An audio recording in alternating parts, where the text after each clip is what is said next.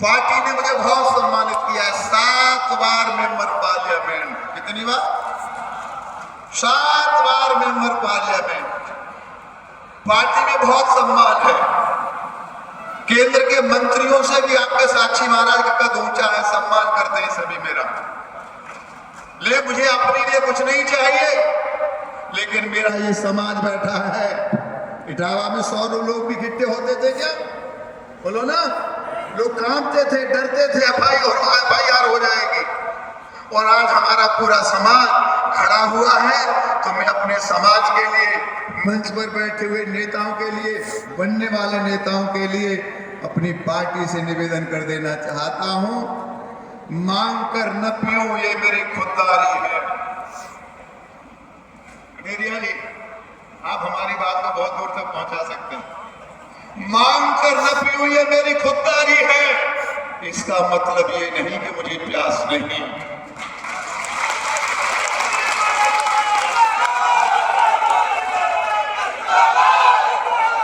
हिंदुस्तान में कोई दूसरा ऐसा समाज नहीं है सरदार जी जो बिना मांगे बीजेपी को वोट देता। अकेला लोधी समाज है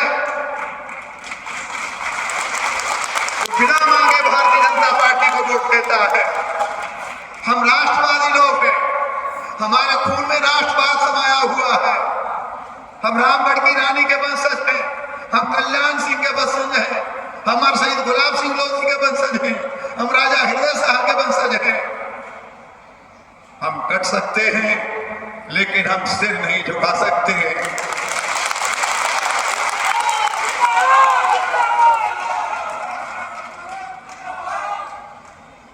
तो हमारी सहनशीलता को, हमारी सुदारता को, हमारी दयालुता को, हमारे इस राष्ट्रवाद को कहीं कोई कायरता न समझ ले, हमारी कमजोरी न समझ ले। मैंने अलीगढ़ में भैया से कहा था,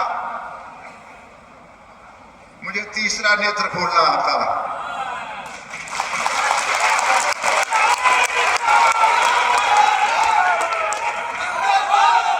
लेकिन मैंने कहा ना, 7 बार से MP हूं, ऐसी सरकार मैंने कभी नहीं देखी जैसी आज है।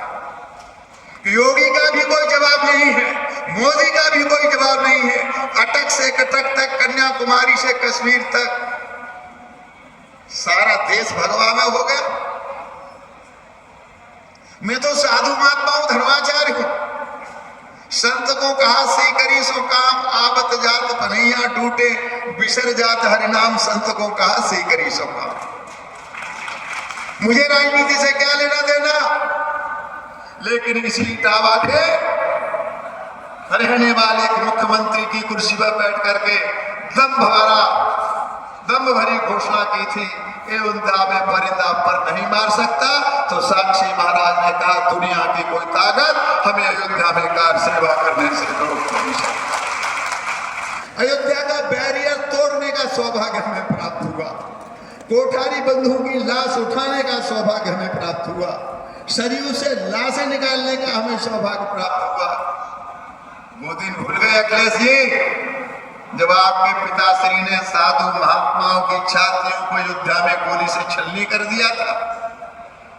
अब वो दिन भी भूल गए। जिनका आप पक्ष ले रहे हो, उन्हीं शंकराचार्य को काशी में आपने गिरा गिरा के पिटवाया था। आज आपको साधु याद आ रहे, आज आपको ब्राह्मण याद आ रहे, आप आज मंदिर बनाने की बात कर रहे हैं।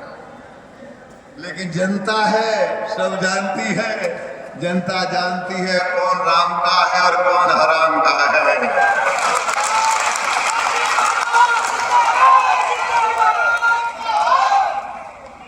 इस देश में कुछ लोग नारा लगा रहे थे, गजवाए हैं 2047 तक हिंदुस्तान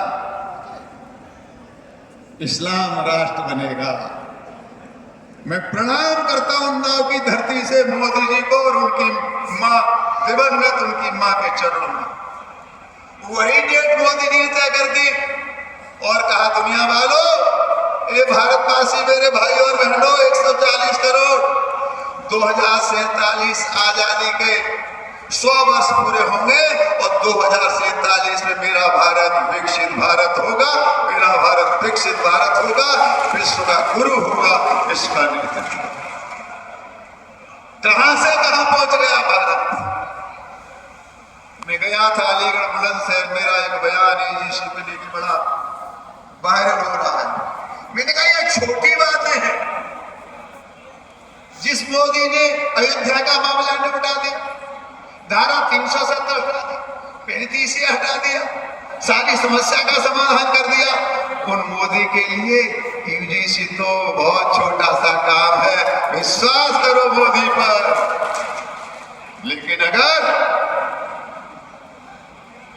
कोई ये नारा लगाएगा कि योगी तेरे से बैर नहीं, मोदी तेरी खैर नहीं, तो साक्षी महाराज बर्दाश्त नहीं कर सकते। अगर कोई हमारी भारत माता को, भारतीय जनता पार्टी हमारी माता, उसको गालियां देगा, हम बर्दाश्त नहीं कर सकते। भारतीय जनता पार्टी हमारी माता है, हमारे परिवार के सब लोग हैं, भारत माता हमारी माता है, इसका सम्मान करना हमारा सबका कर्तव्य बनता है।